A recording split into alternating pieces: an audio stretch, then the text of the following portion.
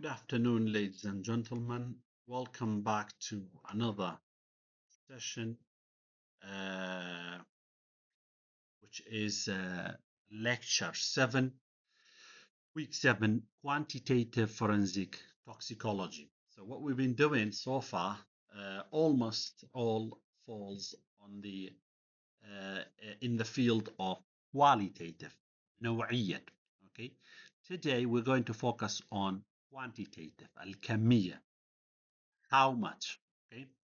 So, what is the difference between qualitative forensic analysis and quantitative forensic analysis? You should be able to ask that question to yourself. So, you need to know the difference between them. And the learning outcome for today, going to understand several parameters, several important factors in quantitative forensic analysis or quantitative forensic toxicological analysis. Things like accuracy, precision, analytical errors in forensic measurement. So we're going to explain validation parameters such as selectivity. There's an S in here. Limit of detection, limit of quantification, robustness. We're going to interpret and evaluate data, toxicological data, whether it's reliable and is it correct. We're going to relate analytical results that we get for forensic toxicology to legal defensibility. Are they defensible in court of law and in forensic laboratory practice? So we're going to do these things. Now, the thing is, the quantitative forensic toxicological analysis are based on analytical chemistry or analytical science. And you have learned analytical science. So you know qualitative and quantitative. But anyway, quantitative in forensic toxicology, it means presence. Do we have fingerprint or not?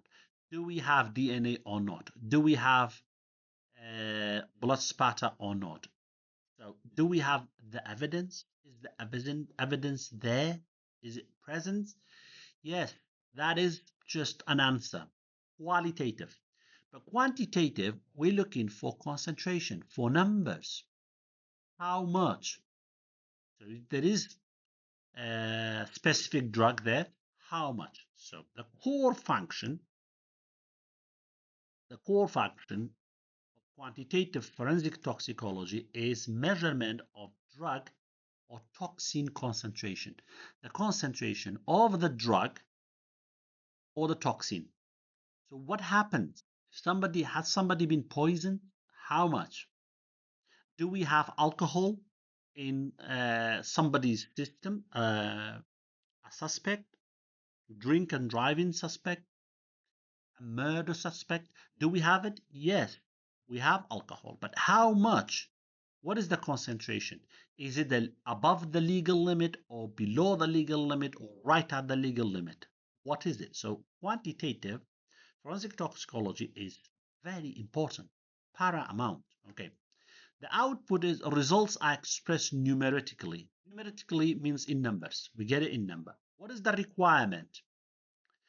Requirement for these techniques, these analysis, to be able to get the right number, you need to have a validated analytical method. You need to have methods that are valid. They work. You tested them and you know they work. Okay, so this is very important. Validation is it working properly or is it not working properly? We've explained this before using vehicle manufacturing terminologies and analogies. Things like when they make cars, they test it properly once. That's validation. Is it everything good? Yes, that's a validation. Okay, reliability is different. You have to test it every day. What is the purpose of that? Essential for legal interpretation? Yes. It is important for legal interpretation. Okay. In terms of law, what does it mean? Well, when we say 54.3 nanogram per milliliter, what does this number legally mean? Okay. Now you bridge in the lab and the verdict. Verdict is hukum. Okay. The sentences, the results of that case in court of law. Is this person's gonna be uh, is it guilty or not guilty? That's the verdict. How do we get a verdict? We're bridging it through lab to the verdict. This number will bridge to the verdict. Okay. What is the difference between presence and poison? Okay. For anything, any chemicals, okay, including alcohol, drugs of abuse, we have different, even therapeutic drugs that we take for health problems. We have a therapeutic effect. Okay, this is therapeutic effect. This is fine, not a problem. Okay, this is scientifically. There's nothing to do with beliefs. Some people doesn't believe in alcohol. That's fine. And drug. So therapeutically, when you take a drug, a paracetamol as an example, is fine. You're in a green area. When you go into the amber area, you're going into toxic. This is starting to get toxic in your body. When you go into the red area, it's lethal.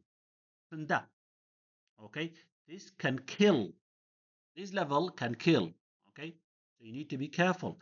This is the presence and this is the poison. Okay.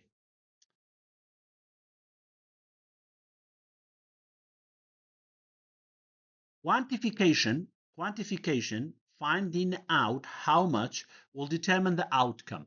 If the result is in the green area, it's not a big problem. When it gets into the amber area, it starts to be a problem. In the lethal area, it is a problem now. Okay, so separates mere presence and physiological impact. Differentiation determines if a substance is helpful, harmful, or deadly. Helpful, harmful, deadly. What is the legal weight for all this? All of that supports statutory threshold. Okay, it gives us legal limits. That's what we mean. Statutory threshold, legal limits. That's what we mean. Primitive or starting limits. That's what we call it. Okay, let's get rid of this. Starting limit. So that's what we get from and influences verdict. Yes, you will get different verdicts based on all of this. If it's therapeutic, it will be a different verdict. If it's toxic, it will be different, and lethal will be completely different legal verdict. So it's very important to calibrate our instruments. So we cannot calculate the unknown until we map the known. What is known, then we'll find out what is not known. Instruments all needs to be calibrated. What is calibration? You telling the instrument what to do. Usually is by pressing a button which zeroes the instrument. Now, some of you probably used UV vis spectrophotometers. You have to calibrate it, putting the solvent in or the reference in, and you press in the button which is called zero calibration. That's what you have to do. Usually, we have to use known standards. What's a known standard? Okay, we're going to learn about calibration curve in a minute. Known standard, zero concentration, 10, 50, 100 nanogram per milliliter. Okay, what we do, we use all these concentration here to find signals, and then we will have a straight line. Then we take our unknown, and we find this somewhere here. This is called a calibration curve using a known concentration of standard. How do we do calibration curve? Rules of the road, valid calibration. Now, calibration curve, especially in any system, okay, in any system, it is concentration against something, signal response. That signal response could be absorbance. You probably heard of absorbance, right? It could be uh, something else. But let's take it as absorbance because absorbance is a good one, and most of you used UV spectrophotometer. So that's what we do. We have absorbance against concentration. Okay, as you see in here, this is our standard, known standard. We bring this in, we prepare these different concentration, right? And we find for each concentration, we find absorbance. For each concentration, we find an absorbance, right? And what we do, we plot. This concentration gives me that absorbance, this concentration gives me that absorbance, this concentration gives me that absorbance, and this concentration will give me that absorbance. So I have these points, right? So what I do, I link them together, I get a straight line. And that's called the calibration curve between absorbance and concentration. Okay, there must something, there's a few rules, 4 rules. One, must use known concentration. Yes, 1, 2, 3, 4. Yeah, you see about 11, 20, 30 something, 40, and 49. So no, you have to use known concentration. Linear relationship expected. Yes, you need to have a linear, straight line. Okay. The golden rule is curve must bracket the sample. What does this mean? What does it mean? Right. I started from around 10 to 50. What? 50 nanogram per milliliter. I should think about my sample. Okay. The sample should be somewhere between these lines, between these points, sorry. Should not be here, should not be here, should not be less than what I have measured, should not be more than what I have measured. It should be bracketed. By bracketed, it means it should be in this range. لبيني أو دو كوانابه. So the bracket here is this to there.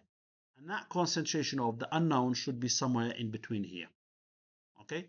So how do we know that? Well, usually you make an informed decision. You're thinking it might be about 25, something like that. It's not going to be more than less than 10. It's not going to be more than 50. So that's how you're deciding. You know your sample. Okay, so you prepare your calibration curve. Okay, right, and then what you do, you prepare a calibration curve, and then what you do, you bring your sample in, and you measure the absorbance of the sample, right, here, and you come all the way to the point, you go down like this, and you find the concentration of your sample. That's how you find out what was the concentration of your sample. Now, what you need to do, the 4 point is you have to do this calibration curve for every batch. For every sample analysis, you have to have a calibration curve. You can't use this calibration curve for all of them. Okay, this is the 4 rules. Calibration curve and using known standard. This is very important in analytical forensic toxicology. Now, remember we said internal standards here. We have to use that internal standard. Why is that? Because the internal standard is some material which has a known concentration. It's a chemical similar to the compound, added to all samples. So you have a drug, let's say, a toxic drug, alcohol, a material that can be abused, drug of abuse, right? You know you have it because you done qualitative test. Now you want to know how much is it. We add an internal standard, which is usually an isotope of this drug, which is chemically similar. You see, benzene ring, methyl, methyl. So they're quite similar to each other. And this is known concentration. The concentration of this chemical is known. We know it, okay? We know how much it is. We add it with our sample. This is works as internal standards. So when we measure absorbance, let's say, with time, we get two signals. One signal is for the internal standards. The other signal is for our sample that we don't know. Okay. Why is it important? If the drug is lost during extraction, the body is lost too. We call a body friend. Okay. The ratio remains constant. What does that mean? It means anytime during the analysis, if something happens to this drug, whether you spill in something or during extraction process, you're losing some of the sample, you're going to lose some of the internal standards. So how much internal standards decrease, you will have the same amount of the unknown sample will be decreased. So there is a constant ratio that is always staying. Okay. What is the result? Drastically improves accuracy and precision. It makes the system, it makes the result to be very accurate and very precise. Accurate, okay, very close to the true value. Let's say the true value we're looking for is 10. The result will be about 9.9 or 10.1, very close to the true value. Precise, they are all similar. So when you do 3-4 results, they are 10.1, 9.9, 9.8. They are close with each other. They cluster together. Okay. I will explain accuracy and precision in a minute. Validation ecosystem. Now you need the method to be validated. You need to make sure that the method is working. Right? How do we do that? By testing different parameters. Parameters such as selectivity, specificity, precision, accuracy, linearity, range, stability, LOD, LOQ, robustness, and force degradation. We will have to do all of that, okay, to be able to answer a question. Is the method working or not? Okay. The bigger question is, can you trust the result? Can another lab reproduce it? So if your result is 10, if somebody else come and repeat your work exactly, will they get 10 or somewhere near 10.2, 10.1, 9.8? Will they get that? The answer should be yes. Why? Because you tested your method and the method is validated. We do all this testing just to make sure that the method is working. So we're going to break each down. What is selectivity or specificity? It's the ability to measure the analyte in the presence of impurities or excipients. So you're taking a blood sample. You're looking for a specific thing. You're looking for alcohol in it. That blood sample contains lots of things. Those lots of things could be impurities, could be excipient, extra things inside blood. Can we measure the alcohol precisely and accurately with all these impurities and excipients and extra things in it? Yes. So that method is selective. You have good selectivity. That's what it is. Okay, take an example. A paracetamol UV assay remaining completely unaffected by tablet excipients. You take a tablet of paracetamol. Now, paracetamol is not alone. It's full of excipient. Excipients are other things with the paracetamol tablet. When you measure paracetamol using UV, these things, these excipients, doesn't have any effect on the measurement. So that means this system, this method is selective. Selectivity is quite high. Robustness is method reliability under small deliberate experimental variation. What does that mean?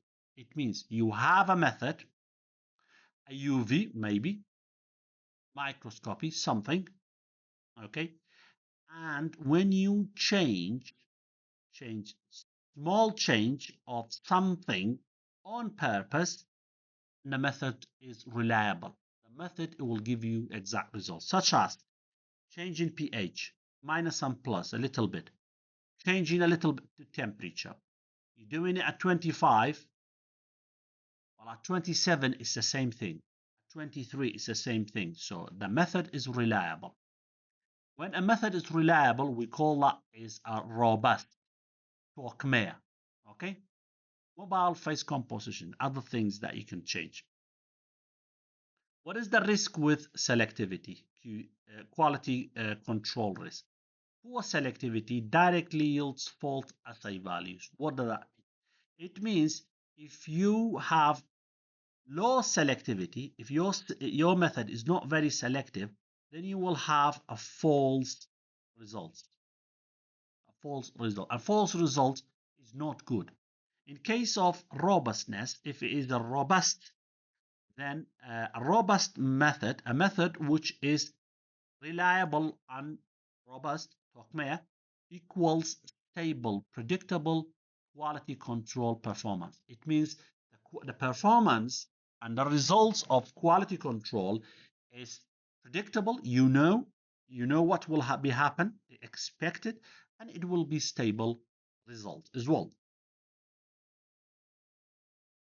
That's two things. Okay, two of these things. The third one is linearity and range. The third and fourth, linearity and range. What do we mean by linearity? Linearity is a straight line. All your points should be close. You can get one here and there, or there, but as long as they are close to each other.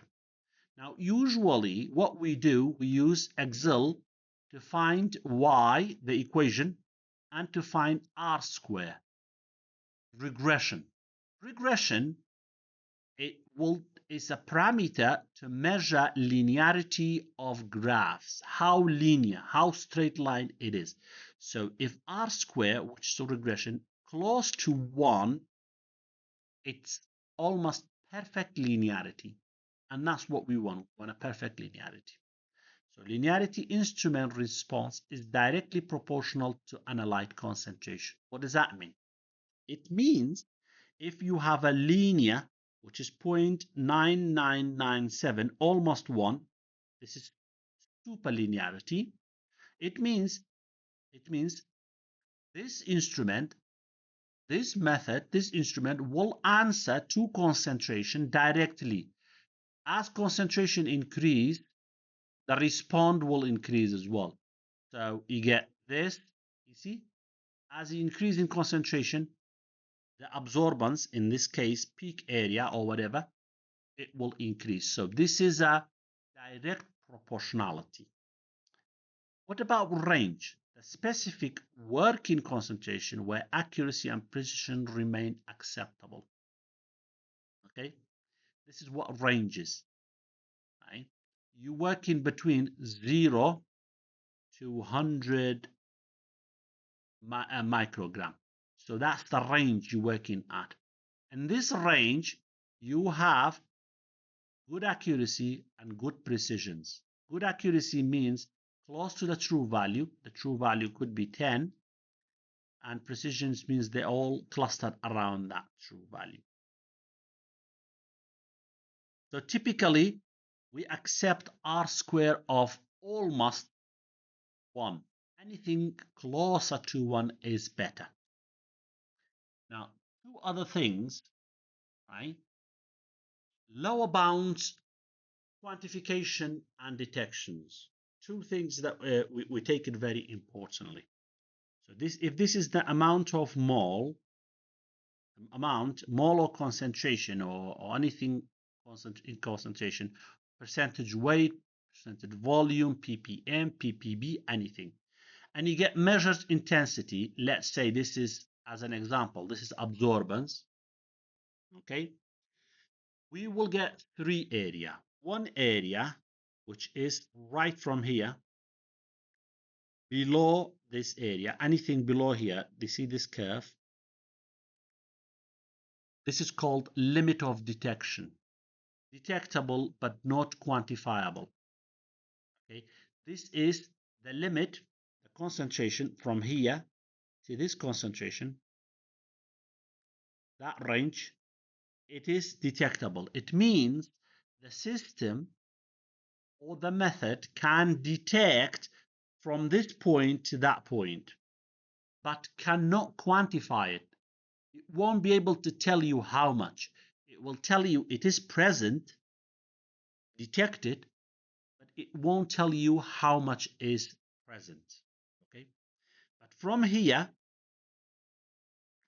from this point to that point, okay, the green box is limit of detection, limit of quantification. What's the limit of quantification? Quantifiable with acceptable precision. What does that mean? It means from this range to that range, we can detect it and we can quantify it as well. We can know how much we actually have in that sample in that range, as long as we have a acceptable precision. Okay. Usually this is a linear dynamic range. It's a dynamic range. It changes from this to that, from to this endpoint to that endpoint, to the start point to the endpoint, but it's actually almost linear. It's a straight line. This point here is called lower limit of quantification. This point, the last one here, is called upper limit of quantification. And that's LOD, this is LOD, and this is LOQ. Okay, these two important things. There you go. LOD is the lowest detectable amount of substance, qualitative only. It is present. So LOD will only answer one question. Do we have it or do we not have it? It says, yes, we have it, but we don't know how much. But limit of quantification, LOQ, is the lowest amount that can be quantified reliably. Reliably, with confidence, we can quantify it. We can know how much. So the context is the starting point for the quantitative evidence. So from LOQ, the point for having quantitative analysis starts. So you need LOQ to be able to do quantitative forensic toxicological analysis. Let's have a look as an example. Look, we start from 0. We will end at 1, maybe. 1 here.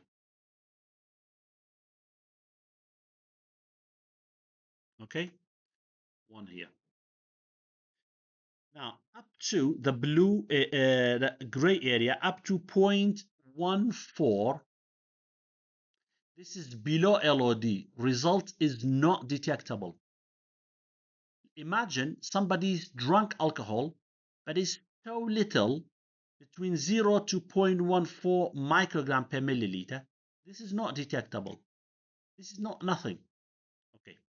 The yellow area, it starts from 0.14 or 0.15 to 0.49 microgram per milliliter. This is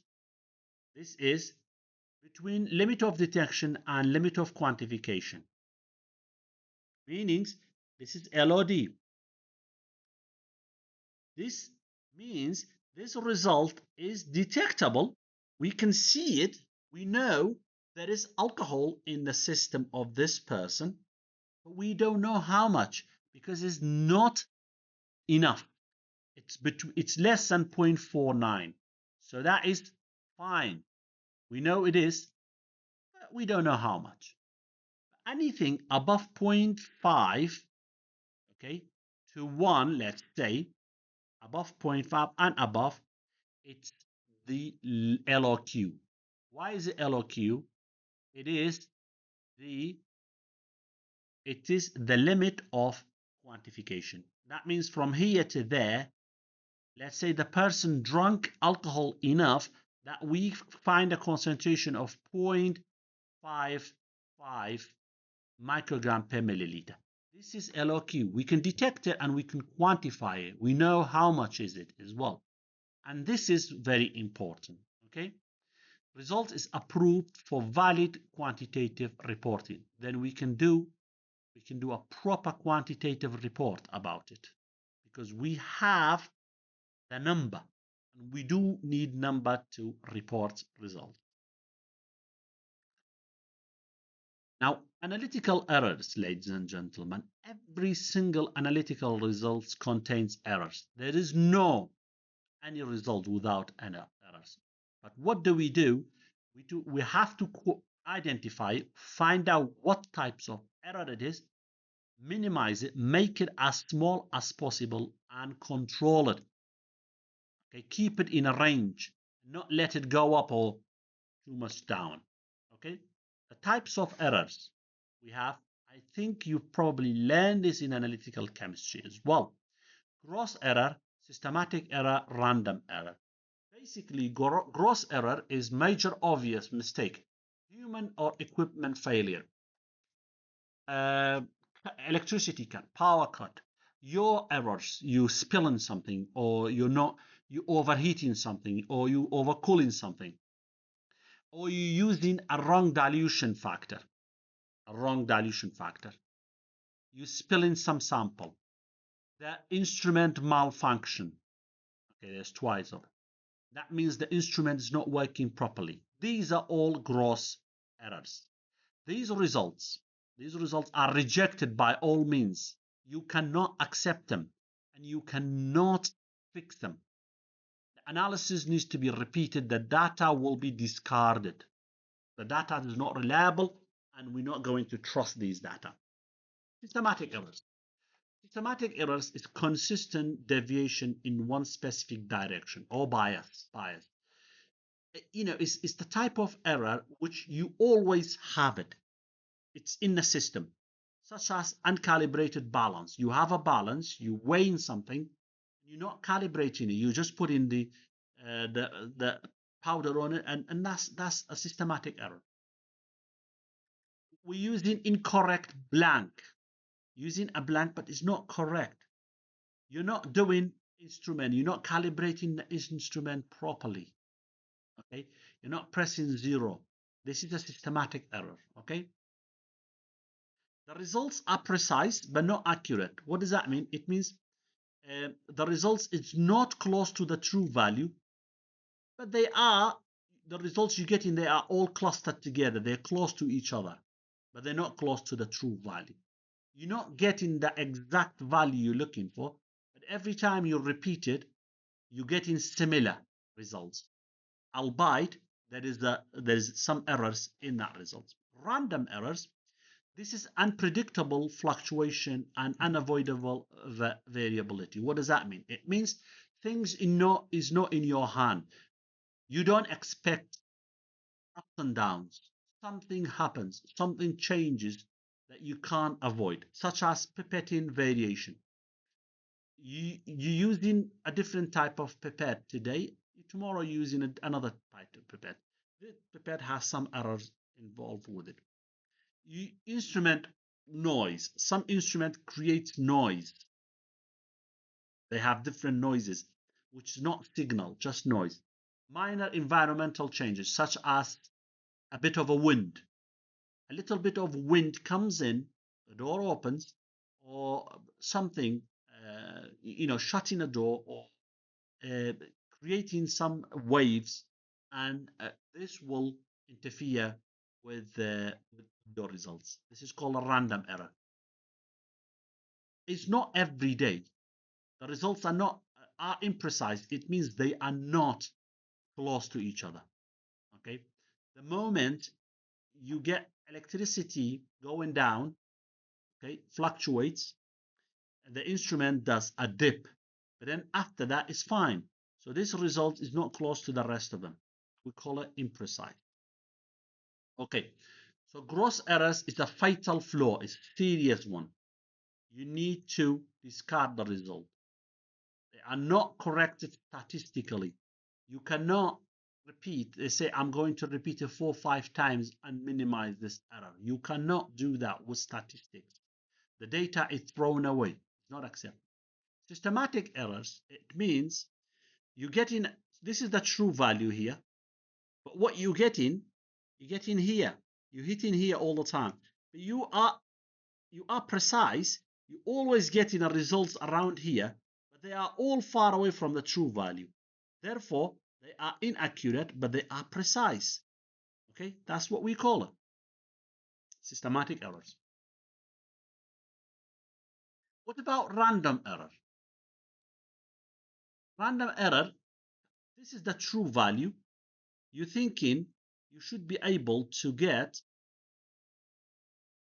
a result somewhere around this area. But what you're getting, one here, one there, one there, they are not even close to each other, and they are not on the true value. This is a random, happens for unpredictable fluctuation. Okay? Something micro variation, something small changes. Because of that, you get results, a little bit different results every time, such as pipetting, instrument noise, like we talked about. Okay? Important mitigation. What do we do? How do we find the common grounds to accept these results? Random errors that we're talking about cannot be eliminated. We cannot remove it completely, but it is effectively reduced by utilizing replicate measurement. What does that mean? Okay, we repeat the measurements over and over up to 3, 4, 5 times, 6 times, then we minimizing random errors, because the chances are you don't get the same random error every time. Okay, now let's take an example. Accuracy is closeness to the true value. This is the true value. Every time we're looking at it, this is the true value, right there. What we want, our results will be accurate if you have all the values next close to the true value. This is accurate. Okay, good. A result will be precise if you have them all close to each other. So a precision is closeness between repeated values. Accuracy is closeness to the true value. Okay, precision is closeness between each other. So this is precise. But this is not accurate because they're far away from the true value. This is accurate and precise as well. Why? Because all the results are close to the true value and they are close to each other as well. Look at this. This is accurate. They are close to the true value, but they are not precise. In other words, they are imprecise. Why? Because they are not close to each other. They are far away from each other, but they are in the range that they are close to the true value. Look at this one here. This is not close to the true value, and they are not close to each other's either. So this is imprecise and inaccurate. It means it's not accurate and it's not precise. Now be careful, accuracy and precision are not the same thing. People in everyday language, they use them interchangeably, but they are completely different things. Okay, you need to be able to understand. In analytical forensic toxicology, they are completely different things. Look at these 3 examples. This is a good thing. This is accurate and precise, and this is required. This one here, this is precise because they are close to each other, but they are inaccurate because they're too far away from the true value. This one is accurate but imprecise. Why? They are close to the true value, but they are not close to each other. Therefore, this is imprecise. Forensic analysis wants this one, wants accurate and precise results. Wants the results that they close to each other, the repeated values, and they are close to the true value. Okay. Look at this example. Paracetamol tablet assay. We took it and we got this number, this number, this number, this number. So we repeated it 5 times, maybe, I think. Okay, so we repeated that 5 times. 1, 2, 3, 4, 5 times. Now look at the results. They are very close to each other. Are they close to the true value as well? True value is 100, right? 100%. That's what it is. Yes, they are close to the true value and they are close to each other. So this is accurate and precise as well. How do we know? Let's find out. You find mean. Mean, you put them all together, add them together, divided by the numbers of measurements 1, 2, 3, 4, 5. Yes, what you get this, you get 99.9%. This indicates accuracy close to 100%. This is accurate. Good. Let's take standard deviation. You've already done this before, I think. A standard deviation equation is this. So you need mean, and you need xi, which is xi each measurement, x1, x2, x3, x4, x5.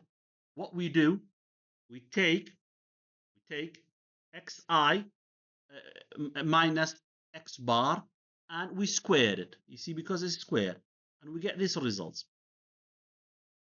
Now we add them all together. You see, and we get this number. Now standard deviation is that big number divided by 4. Why? Because n equals to 5. 5 minus 1 equals to 4, and we get 0.46. That is standard deviation. So how do we report the result? We say 99.9 plus and minus 0.46%. Okay. What about relative standard deviation? Another word, 100. What we do, standard deviation divided by mean times 100, okay, we get 0.46%. 0.46%. Quite small, okay, compared to 99.9%. Good. What about mathematical exclusion? What about limit of detection and limit of quantification? Let's take an example. An impurity analysis, a regulatory context. Okay. Mean blank signal was 0.002 absorbance units. Yes. Standard deviation of the blank was this. Calibration slope was this. Let's find out LOD and LOQ. Now, LOD, this is the rule for it, equals to 3 sigma divided by slope. That's 1 sigma. Okay, that's 1 sigma. Sigma is standard deviation of the blank. The slope, the calibration slope is this, 0.2. So 3 times 0.01, the 001 divided by 0.02. This is the limit of detection. It means if your sample the concentration of your sample is at 0.15 microgram per milliliter or above, then it will be detected. The system, the method will find it. It says, yes, that's present. Okay. LOQ is 10 sigma divided by slope. So 10 times 0.001 divided by 0.02, we get 50. Now, if your sample, you getting it from suspect, if it is 0.5 microgram per milliliter or above, then that method will detect it and will quantify it. Will say, yes, that's 0.5 microgram per milliliter. But in here, just detect it. It say, yes, present, but I don't know how much. Okay, this is LOD and LOQ. The results needs to be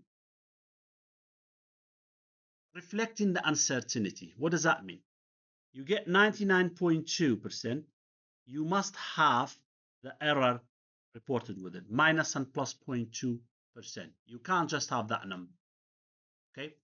Another thing as well, significant figures.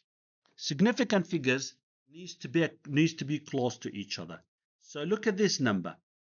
We're not going to say 0.99.234. We drop 34 because we don't need it. Too long. We just say 99.2 and minus and plus. Look at this. We're not going to say 0.023. We drop the 3. We're using significant figures. Significant figures is, okay, look the significant figures here, right? 2, 2. Okay, you need to use significant figures in, and I think you know what significant figures, you probably learned it, but you probably forgot it anyway.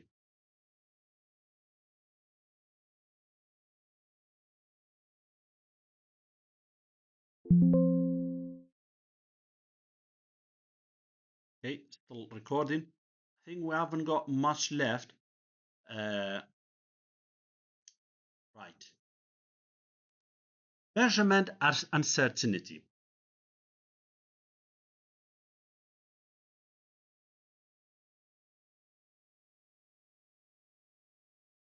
So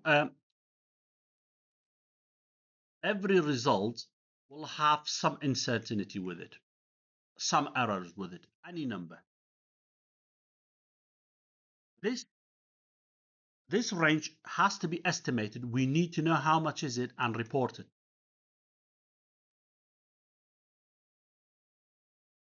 So let's say the legal limit is 0.08 and your result is 0.085, but minus and plus 0.1 or something, 0.01, something like that. See, this is minus and this is plus error. Okay, you need to be careful reporting these errors, because with the error, with the minus error, the number you found might go below the legal limit. Okay, so if it goes below the legal limit, you cannot defend it. You cannot say this person was over the limit. No, because it could be over the limit, it could be below the limit. So you need to report the error. You need to say minus and plus this much. With the error, if it's still above the limit, then that is defensible in court. Do you see what I mean? So you get a number.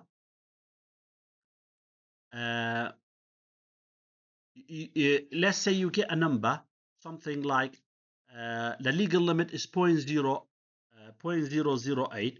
You get 0.085.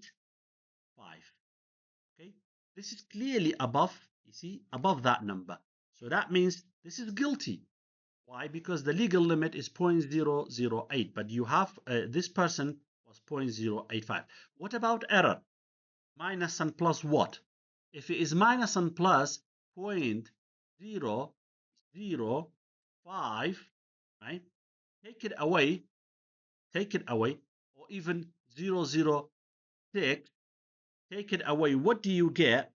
What do you get? You get 0.0, right? 5 will go, 1 will go, 7, 9. You see? That is under the limit. So this number is below the legal limit. Yes, you might get as well, if you add it on to it, you get 0.08, you get 0.09 as well.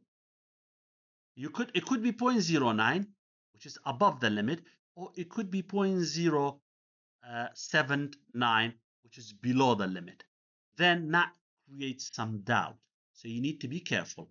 But if it's the legal limit 0.08, you need with minus and plus, you need always the result to be above 0.08.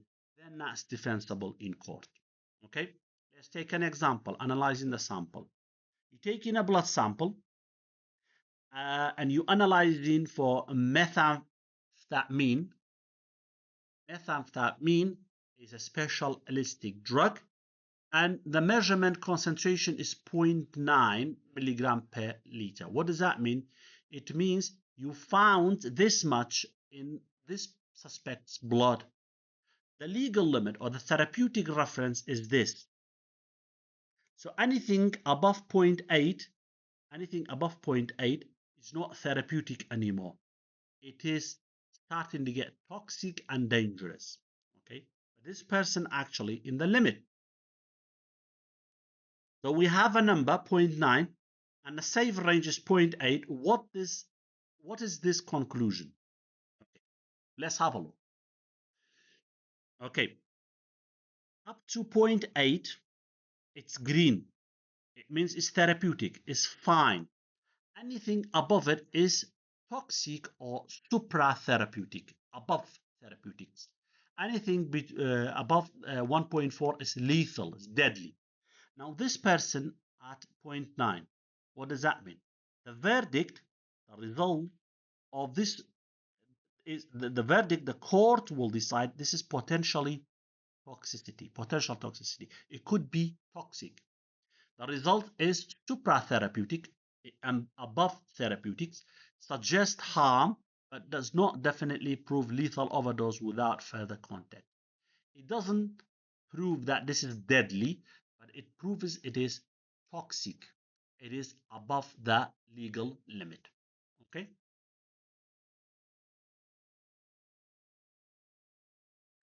Now, validation and system suitability. Two different things. Validation, is this system working? Is the car okay to go on the street? This is done once when they create the car, okay? Purpose, proof of the analytical method itself. You proving that method is working once. But system suitability, is this system still working, is suitable?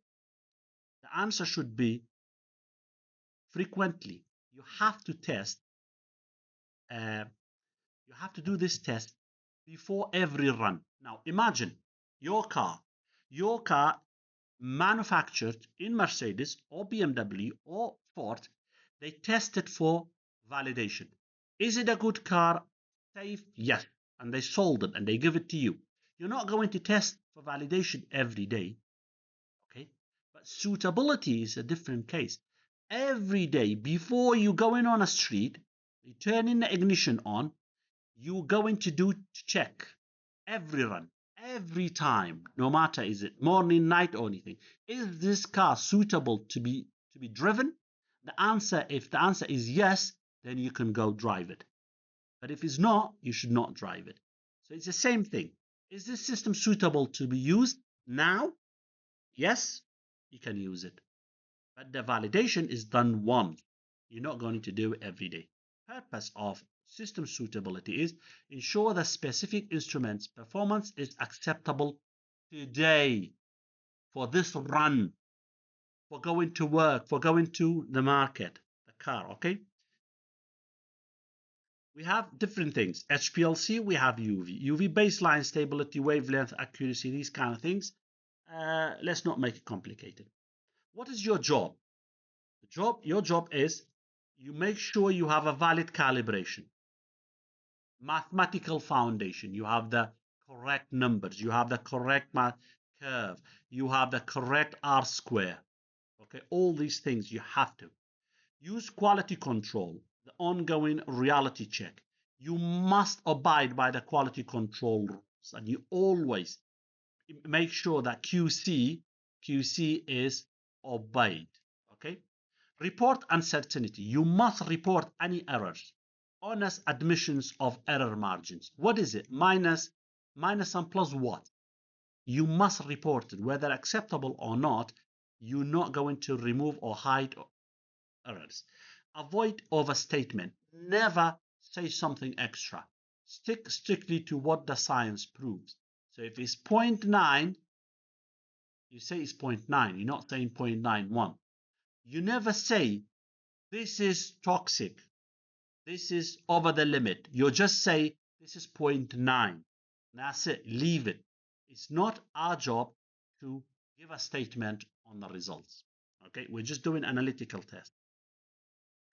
What is the takeaway for you? Quantification, finding how much, adds legal meaning to chemical presence. So when you have alcohol in somebody's blood, yes, there is alcohol, but we don't know how much. So quantification helps us to have a meaning of this presence. This presence is there, and we have a number for it, and the number means it's safe, or the number means it's unsafe. That's what you get it. Calibration underpins the accuracy of every result. When you do calibration, instrument calibration, using calibration curve, using a valid system, using a suitable system, a reliable system, then when you do calibration, then you have accurate results all the time. Okay, reliability that you can depend on is defined by LOD, LOQ, and validation. How do we know a system is reliable? If a system is reliable, if it detects the chemical, if it quantifies the chemical, and if it's valid. Valid means it's robust and linear and all that things. It's working. The system is working for that analysis. The other thing is interpretation must be cautious, contextual, and scientific. When you do interpretation, if you must, you need to be careful. You need to know what you're saying. It needs to be in the context of that results. When you are dealing with alcohol, you are interpreting just the alcohol test. You're not going to say anything extra outside of alcohol. It needs to be scientific. You're not going to comment on anything else. You're not saying this person must be completely drunk. That's not scientific. It's not your job to comment. You just say the results indicate this person, this suspect, was over the legal limit. Not saying he was drunk, because that is everyday sentence, and we're not going to use that. Okay. There's question and answers for you. Exam questions. Self-reflection, please do not ignore it. Please make your self-reflection and ready to be submitted. And please remember the grading rubrics as well. And thank you very much, and see you on Tuesday. Thank you.